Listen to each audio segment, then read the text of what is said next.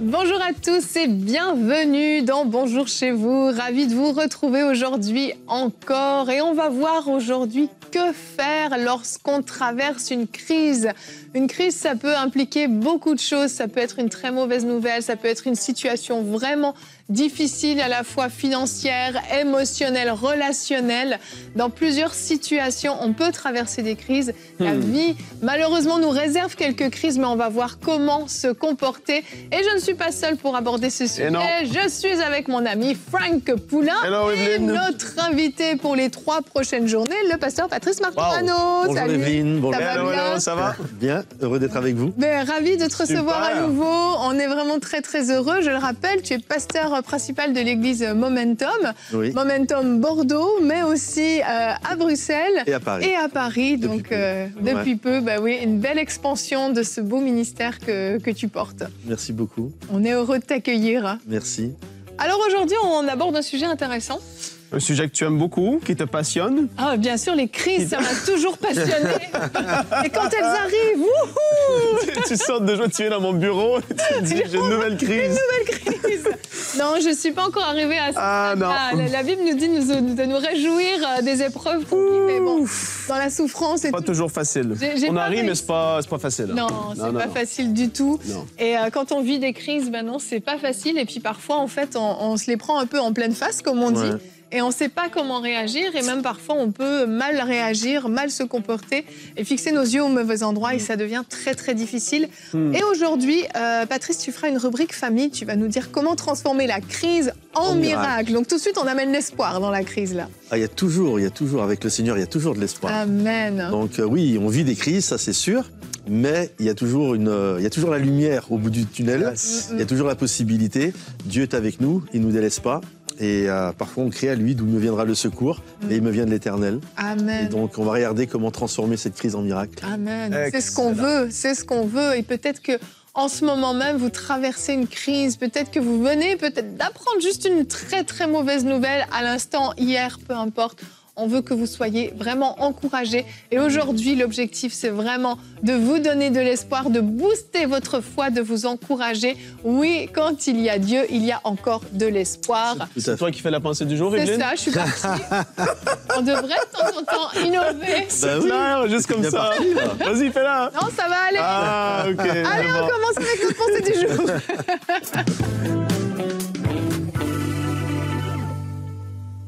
Eh oui, qui a dit que la vie de foi, la vie chrétienne serait facile et que tout irait miraculeusement, surnaturellement, extraordinairement bien? Eh bien ça, si c'est ce que tu t'es fait dire, je suis désolé, mais c'est pas la réalité. Parce que on est encore dans ce monde, on est des êtres humains, mais la bonne nouvelle, en effet, c'est qu'il y a un Seigneur, un Jésus extraordinaire qui est avec nous et qui, dans les situations, nous voit et même, il a traversé des situations compliquées.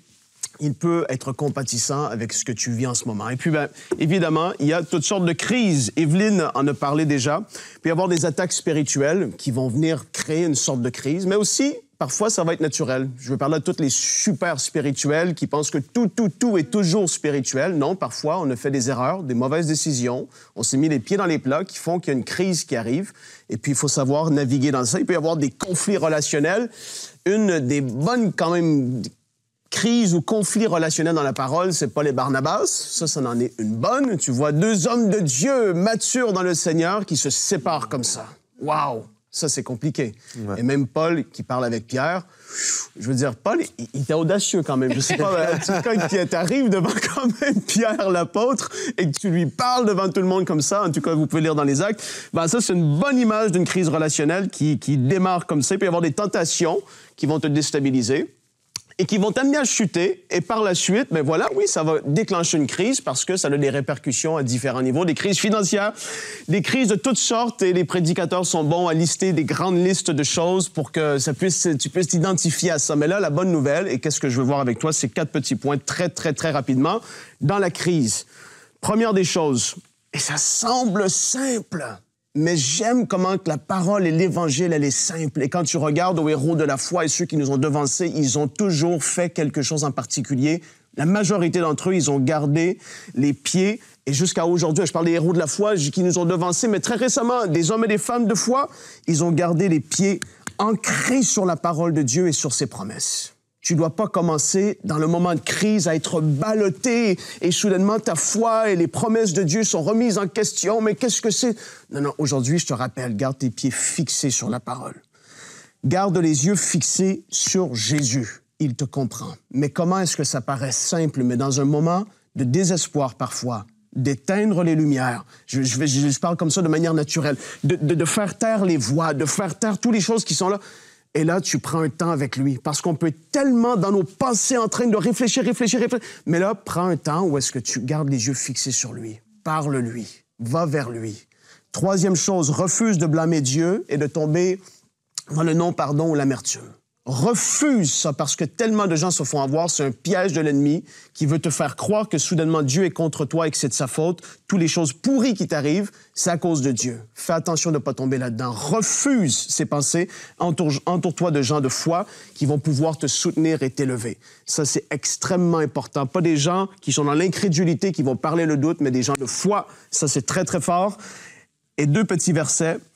Dépendamment de comment tu te sens aujourd'hui. Et ça, je me suis dit, Evelyne, il y a des gens qui sont dans un mode guerrier en ce moment et qui sont en mode, je vis un conflit, mais par la grâce de Dieu, je vais... Le psaume 23, quand je marche dans la vallée de l'ombre de la mort, je ne crains aucun mal que tu es avec moi. Et là, tu wow, alléluia, je te balance ce verset qui est là. Et pour d'autres qui sont comme démolis en ce moment, je veux te dire, Matthieu 11, 28, venez à moi, vous tous qui êtes fatigués et chargés, et je vous donnerai du repos. Des fois, on est en mode guerrier, parfois c'est lourd et compliqué, mais choisis ton verset aujourd'hui, dépendamment de comment tu te sens, mais rappelle-toi de la parole de Dieu, ce qu'il dit à ton égard. Amen. Ah, j'étais plus long, Evelyne, là. Ah, c'est pas grave. C'était génial. Et j'aime quand tu prends mon verset du jour à la fin de ta pensée du jour. C'est excellent. Et je ne savais pas. Mais non, parce que tu lis pas les notes. Il y a beaucoup de versets dans la Bible, en plus. On est tombé. Je crois que le Seigneur veut parler à quelqu'un. Alors, on va le revoir ensemble parce que oui, pour de vrai, je me suis dit, je pense que Dieu veut vraiment parler à quelqu'un par rapport à ce verset. Moi, je l'ai pris dans une autre version parce que j'aime changer les versions, parce que vous connaissez un peu trop les versets par cœur des fois et on se les approprie pas bien. Donc, le psaume 23 au verset 4 qui dit « Si je devais traverser la vallée où règnent les ténèbres de la mort, je ne craindrais aucun mal, car tu es auprès de moi, ta houlette me conduit. » Et ton bâton me protège. Si je devais traverser, parce que on n'a pas forcément envie que ça arrive, mais ça risque d'arriver. Si il arrive que je passe par là, de quoi est-ce que je dois me souvenir? Tu es auprès de moi, tu es avec moi. Et cette houlette, ce bâton dont on parle, c'est ce bâton de berger, en fait, qui avait pour but de protéger les brebis, de les défendre des loups si besoin, mais aussi des fois de les empêcher d'aller dans certaines directions. Et c'est ça, en fait, ce réconfort qu'on peut avoir aussi. C'est que dans les moments de crise, je peux m'appuyer sur Dieu pour qu'il m'empêche de m'enfoncer encore plus loin dans la crise. Vous savez, des fois, quand on prend des mauvaises décisions, c'est comme on accumule mauvaise décision sur mauvaise décision et on s'enfonce toujours plus loin.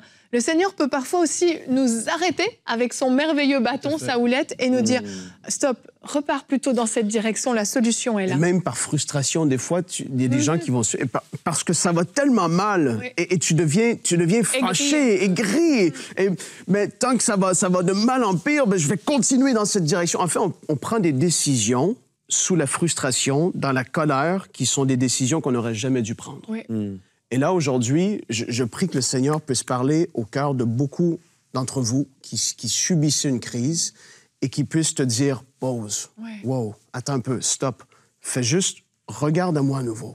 Oh Seigneur, je veux prier et je veux te remercier parce que tu touches le cœur d'un grand nombre de personnes aujourd'hui. Ceux qui sont dans des moments de crise, dans des temps de difficulté, on prie ensemble tous les trois. Je ne pensais pas prier aujourd'hui comme ça, mais Père, je veux prier que tu puisses amener la paix dans les cœurs qui sont troublés, dans la vie de ceux qui vivent des moments très compliqués en ce moment. Des crises qui viennent de la maladie, des mauvaises nouvelles qui sont soudainement tombées. Seigneur, que la paix les envahisse. Il y en a qui sont en route vers le boulot maintenant, qui sont vers le travail. Je prie qu'ils soient inondés de ta paix. Que ceux que ça va mal dans les familles, Père, que tu poses ta main. Qu'il y ait une lueur d'espoir maintenant, qu'il y ait une remise, comme une perspective qui change, un shift qui puisse se passer, Seigneur, dans comment ils ont vu les choses jusqu'à aujourd'hui, mais qu'ils le voient avec tes yeux maintenant. avec ta perspective, qui est celle du miracle, qui est celle de « wow, avec Dieu, on fera des exploits ». Seigneur, merci pour ce que tu fais. Nous t'adorons, Seigneur. Merci pour ta grandeur et ta grâce. Amen. Merci, Seigneur. Alléluia. Eh bien, cette émission commence fort, mon cher Frank. Un fardeau s'est déposé sur toi, je le ressens, sur certaines personnes. Et gloire à Dieu, parce que je crois que c'est le Seigneur qui veut venir toucher, réconforter certains d'entre vous. Et Patrice, on va pouvoir enchaîner tout de suite avec notre rubrique famille. On parle de crise.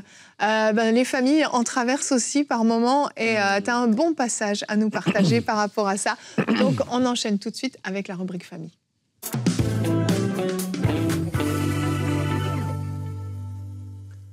Alors j'aimerais aujourd'hui vous encourager à transformer votre crise en miracle. Plus exactement, c'est Dieu qui transforme une crise en miracle. Et effectivement, parfois, dans les familles, on a prié là, et parfois on vit des crises. Une maman monoparentale, ma maman s'est retrouvée à nous élever, moi et mon jeune frère, et dans une cité en France monoparentale, vraiment, je me souviens de ma maman qui ne savait pas comment elle allait finir la fin du mois. Souvent, j'entendais dire ça, je sais pas comment je vais finir la fin du mois. Et des moments, c'était juste, on était le 10, quoi. Il restait encore 20 jours. Et c'était compliqué. Et on a toujours vu la main de Dieu agir. Et j'aimerais, dans cette rubrique famille, il y a plein de choses qu'on peut parler sur les familles, mais parfois, il y a aussi la réalité financière, la crise financière que des familles vivent, parce que peut-être tu es une maman monoparentale, peut-être que tu es un monsieur, tu viens de perdre ton travail, et tu as des enfants, et on ne sait pas comment on fait pour s'en sortir de tout ça. Et j'aimerais voir avec vous, vraiment, comment transformer cette crise en miracle. On pourrait appeler ça aussi les 10 commandements du miracle. Et c'est une histoire, une très très belle histoire, qui est, enfin, elle commence de manière tragique. Elle finit bien, mais elle commence de manière extrêmement tragique. C'est une dame qui perd son mari. Son mari est un prophète. Et elle faisait partie de l'équipe pastorale de Élisée à l'époque. Et là, elle se retrouve vraiment fracassée par la vie. Elle ne sait pas comment elle va faire. Ils avaient contracté un emprunt juste avant, et le décès du mari, puis là, il n'y avait pas les assurances comme aujourd'hui, puis les banquiers viennent, et voilà, quoi. Je ne sais pas pourquoi ils avaient fait un prêt, une maison, alors peut-être pas une voiture il y a 3000 ans en arrière, mais vous comprenez, ils avaient fait un prêt. Et là, à l'époque, l'assurance, c'était les enfants. C'est-à-dire que si tu n'es pas capable de payer ton prêt, on va récupérer tes enfants, on en fait des esclaves, et jusqu'à ce que la dette soit payée. Et là, cette femme, elle est bouleversée. C'est pas une femme, on parlait de crise tout à l'heure, qui peuvent venir de péché, de choses parce qu'on a mal agi, mais des moments, la vie frappe. C'est vrai. La vie frappe, on se retrouve dans une situation, elle a rien demandé, la vie a frappé sur elle. Et là, elle va aller voir Élisée, et elle va dire à Élisée ce qu'elle est en train de subir, ce qu'elle est en train de vivre. Et donc, elle va le voir en disant, voilà, ton mari, le prophète, il est mort, etc. Est-ce que tu peux m'aider? Et on va regarder vraiment, je vais essayer d'être assez rapide, être assez punchy sur ces 10 commandements, vraiment les passer de manière assez rapide, comme Frank tout à l'heure avec les 4 points. Là, j'en ai 10. Mais je crois vraiment que ça peut vous bénir et vous encourager. Prenez des notes, parce que je crois vraiment que c'est vraiment 10 commandements du miracle. La première chose que j'aimerais vous dire et vous encourager, quand vous ne savez pas quoi faire, vous devez savoir vers qui vous tournez. Je crois vraiment que ton refuge détermine ton miracle. Cette femme se retrouve dans cette situation et elle est complètement catastrophée. Et je crois que vers qui on va se retourner, c'est ce qui va déterminer notre miracle. Vous savez, un peu comme lorsque il y a ce tumulte, cette tempête, et là, il y a les 12 apôtres qui sont dans la barque, ils crient, ils ont peur. Pour eux, c'est une crise terrible, c'est une tempête. L'eau commence à rentrer dans la barque, et puis Jésus arrive, il marche sur l'eau. Et là, Pierre va faire quelque chose de fou. Il va sortir, et il va dire à Jésus, c'est bien toi? Oui, c'est moi. Il va sortir, et il va aller voir Jésus. Et j'imagine les 11 qui sont restés, ils ont dû se dire, mais qu'est-ce qu'il nous fait, Pierre? C'est clair. Tu vois, qu'est-ce qu'il nous fait? Parce que, en fait, on se réfugie toujours dans ce qui nous procure de la sécurité. Et là, j'arrive à comprendre, les 11, on est sur un lac, il y a une tempête, j'ai un bateau, ma sécurité, c'est le bateau. Et là, c'est là la puissance et la force de l'apôtre Pierre, c'est que pour Pierre, il valait mieux être en dehors du bateau, mais avec Jésus, que d'être dans un bateau sans Jésus. Et donc, ton refuge détermine ton miracle. Et la première chose que nous sommes appelés à faire lorsque nous passons par des temps difficiles, c'est d'aller vers Jésus. C'est d'aller vers celui qui est capable, littéralement, d'accomplir le miracle. C'est l'endroit où nous nous réfugions qui détermine si oui ou non nous allons recevoir le miracle. La deuxième Deuxième commandement, ne cherchez pas de messie terrestre. On a souvent tendance à courir après un homme parce qu'on pense que c'est cet homme-là, ou cette femme-là, ou cette personne-là. Mais non, qu'on s'entende, c'est bien d'avoir des amis, c'est bien d'avoir, bref, des gens autour de nous qui vont vraiment nous aider. Mais ça ne remplacera jamais de se tourner vers le Seigneur. Et elle, cette dame, elle a été vers Élisée et elle lui a fait savoir son problème. Et regardez ce qu'Élisée va lui dire, c'est tellement intéressant. Il dit, que puis-je faire pour toi ? Élisée lui dit, que puis-je faire pour toi ? En d'autres termes, grosso modo, elle lui dit, j'ai un problème d'argent. Et lui, qu'est-ce que je peux faire ? Qu'est-ce que tu veux que j'y fasse ? Et je suis un prophète, je suis pas un banquier. J'ai pas dans mon bureau de pasteur, j'ai pas une planche à billets pour t'envoyer de l'argent. Tu penses que c'est moi qui vais solutionner tout ça, mais c'est pas moi. Et c'est ça, toute la sagesse d'Élisée. Il va amener cette femme à se tourner vers celui qui est capable d'accomplir le miracle. Il refuse littéralement de laisser cette femme mettre sa foi en lui. Et c'est tellement tendancieux, même parfois, nous, en tant que pasteurs, je pourrais avoir ça. Ah, tu vois que les gens, ils te donnent une importance, et ils mettent un peu comme leur foi en toi. Non. Moi, je suis là pour te montrer celui qui est le rémunérateur de la foi. Je suis là pour te montrer celui qui guérit. C'est toujours dans le nom de Jésus que les captifs sont délivrés, que les malades sont guéris, que les pécheurs sont pardonnés. C'est pas dans le nom de Patrice Martorano ou de je ne sais qui. C'est toujours dans le nom de Jésus. La troisième chose, c'est découvre ce qu'il y a chez toi. Nous, souvent, nous pensons qu'il n'y a rien, mais il y a toujours quelque chose. Il y a toujours quelque chose. Parce que je crois que le miracle est dans la maison. Il y avait un livre qui avait été écrit il y a 20 ans en arrière, de Tommy Barnett, « Le miracle est dans la maison ». Et c'est vraiment un encouragement à réaliser, c'est ce que Élisée va faire comprendre à cette femme. Ce dont tu as besoin, le début du miracle est déjà littéralement sur toi. Après avoir réorienté la foi de cette femme à regarder vers Dieu, il va maintenant lui faire prendre conscience de qu'est-ce que tu as. Il va lui dire ceci. Élisée lui dit, dis-moi, qu'as-tu chez toi ? Souvent, on regarde tellement à ce qui nous manque qu'on oublie de regarder à ce que nous avons. Parce que ce que nous avons nous semble tellement ridicule qu'on est plus là en train de lister tout ce qui me manque. Et là, Élisée va faire l'inverse. Cette femme n'avait pas besoin, et tu n'as pas besoin, que quelqu'un te rappelle, ou que moi, ce matin, je te rappelle ce que tu n'as pas. Tu as surtout besoin de quelqu'un qui te rappelle ce que tu as. Et c'est ce que Élisée a fait. Il dit, dis-moi, qu'est-ce que tu as chez toi ? Dis-moi quelles sont tes ressources. Et elle devait réaliser que finalement, chez elle, elle avait déjà les prémices du miracle. Oui. Et je crois toujours que, en fait, il y a toujours les prémices du miracle. Dieu part toujours de quelque chose. Yes. Et il y a chez nous des choses qui sont les prémices du miracle. Je me souviens quand j'habitais 3 années au Canada, il y a plus de 20 ans en arrière, et quand on arrivait pendant 2 semaines, notre appartement était vide. Et vide, on avait juste l'électroménager, et l'appartement était vide, on n'avait pas d'argent, 0 meuble. Et j'avais un voisin que j'ai vu il y a 2-3 jours, et je me souviens, il a tellement, parce que ma femme, on avait un petit bébé, et il avait pris la peine pour nous, et il nous avait apporté un tabouret. Et on avait juste un tabouret pour que ma femme puisse s'asseoir dessus pour nourrir la petite. Et en fait, on a eu ce tabouret pendant, je sais pas, une dizaine de jours. C'était une blague avec ma femme, on s'asseyait chacun notre tour dessus. Et enfin bref, et on dormait par terre, etc. Mais on avait prié et on croyait qu'à partir de ce tabouret, Dieu allait nous donner tout le reste du mobilier. Amen. Et l'église où on était, 10 jours après, ils ont reçu d'une grosse enseigne de meubles. Enfin bref, on a eu tous les meubles. Notre appartement a été meublé. Mais Dieu est parti. Dieu est capable de multiplier les tabourets. Ouais. Dieu est capable de multiplier le peu que l'on a. C'est pourquoi, quatrième miracle, ne vous laissez pas aveugler par le pessimisme, mais basculez dans le positif. En temps de crise, notre première réaction, elle est négative. Mais oui.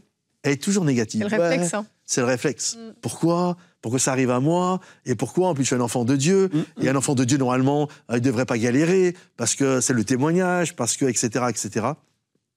Et c'est toujours ça. Et moi, tout à l'heure, je le disais, j'ai grandi avec une maman.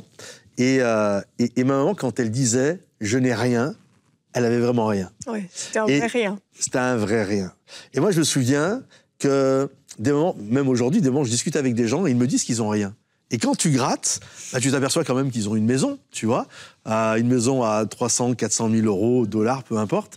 Ils ont quand même une voiture, ils ont quand même un travail, ils ont quand même, tu vois, ils ont quand même un peu d'argent de côté au cas s'il faut changer le toit, mais ils ont rien. Et en fait, on n'a pas tous la même définition du mot rien. Il y en a quand, vous savez, hein, il y en a quand vous m'écoutez parler, quand vous dites vous avez rien, c'est que vraiment vous avez rien. Même vous êtes à découvert sur votre compte. Et il y en a quand vous dites je n'ai rien, en fait, quand on gratte, il y a quand même des choses. Hein. C'est ça. Il y a quand même des choses. Ma mère, quand elle disait je n'ai rien, elle avait vraiment rien. Et regardez, la servante, elle va dire ceci. Ta servante n'a rien du tout à la maison. 3 petits points. Finalement, elle a dû se gratter la tête. Ah oui, j'ai un vase d'huile. J'ai un vase d'huile. Au début, elle part pessimiste. Je n'ai rien.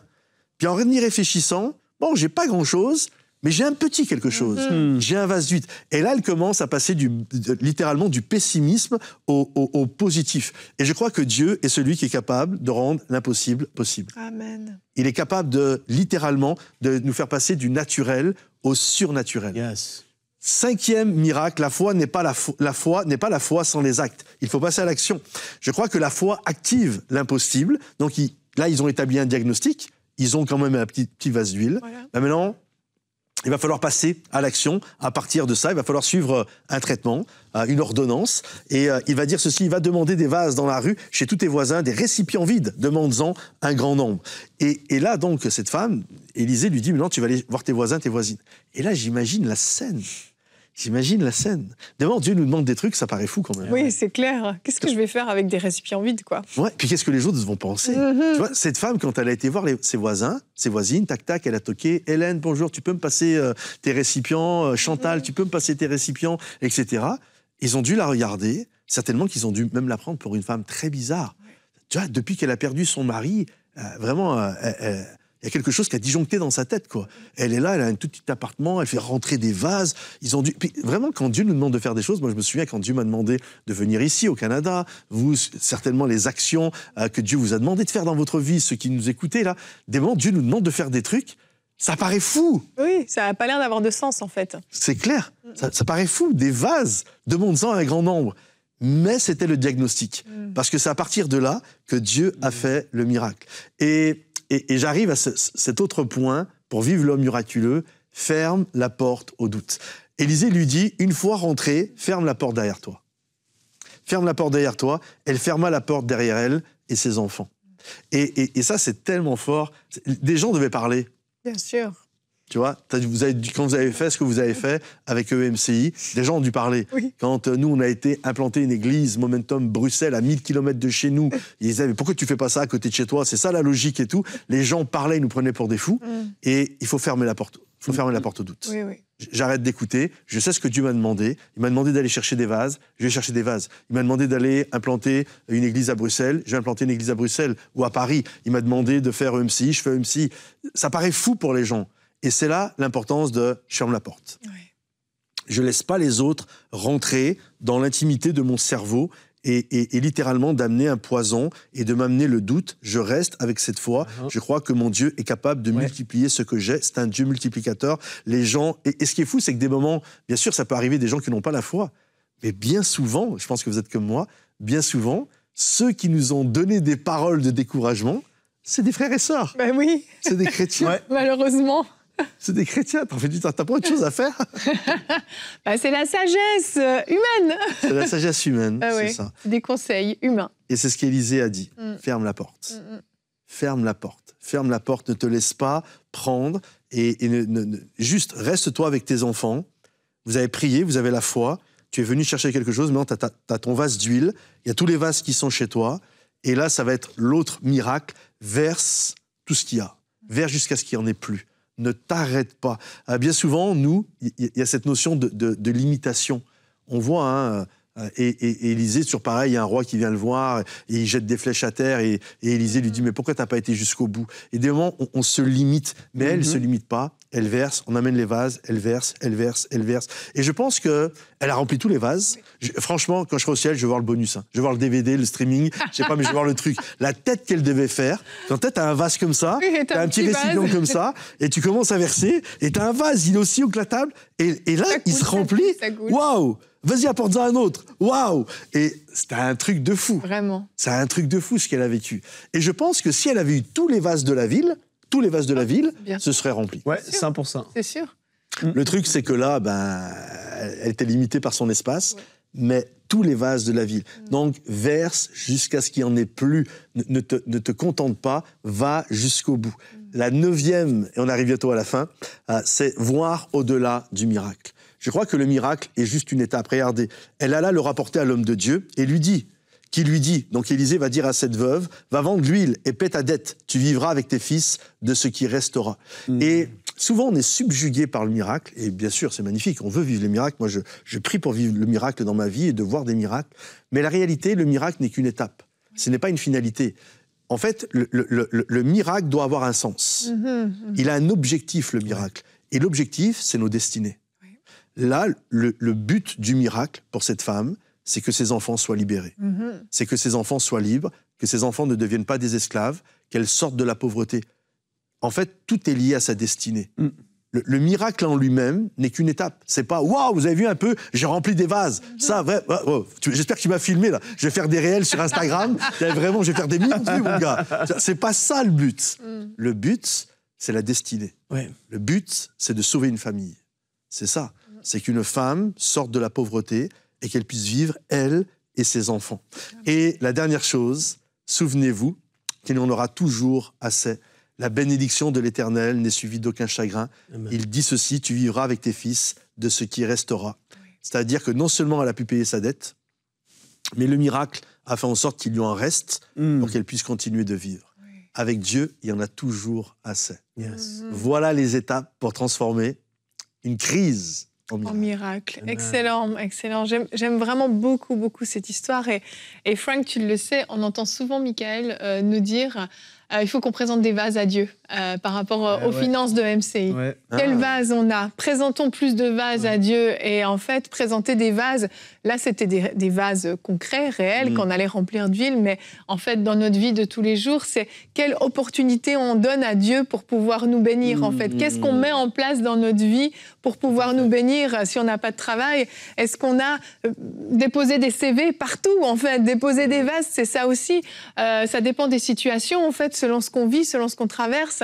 Peut-être des fois, c'est des opportunités d'entreprise, c'est des situations particulières. Des fois, c'est faire des semences un peu folles aussi, de venir semer financièrement dans un terrain et s'attendre à ce que Dieu fasse grandir la plante. En fait, présenter des vases à Dieu, c'est donner l'opportunité à Dieu, oui, de transformer la crise en miracle, parce qu'en réalité, c'est pas elle qui l'a transformée en miracle, cette crise qu'elle traversait. Elle a simplement présenté les vases et Dieu les a remplis. Et je crois vraiment que quand on traverse des crises financières, oui, il faut présenter des vases à Dieu. Quelle opportunité vous avez donnée à Dieu de venir vous bénir d'une façon ou d'une autre? Vous connaissez votre situation. Et des fois, c'est faire des pas de foi, faire des choses un peu folles, comme aller chercher des vaches chez tous les voisins. Des fois, il faut faire des choses un peu folles, qui ont l'air d'avoir aucun sens, mais qu'en fait, ce sera l'opportunité à Dieu de nous bénir. Merci beaucoup, Patrice. Avec plaisir. J'aime vraiment beaucoup, beaucoup cette histoire et je crois que ça a parlé à quelqu'un. Non seulement vous avez été encouragé, vous avez reçu la paix lorsqu'on a prié, mais aussi vous avez reçu une stratégie, une direction divine pour pouvoir transformer votre crise en miracle. Dieu est bon, Dieu est vraiment bon. Alléluia! On va se retrouver demain. Demain, veux-tu que la semence porte du fruit? On va voir comment les paroles qu'on peut entendre peuvent ou non porter du fruit et à quel point, en fait, on a un rôle à jouer dans ce domaine-là. Et Patrice, tu feras une rubrique Conseil du coach. Petite graine, grande promesse. J'en dis pas plus, mais ça s'annonce être une très belle émission. Alors, on vous dit à demain et bonjour chez vous.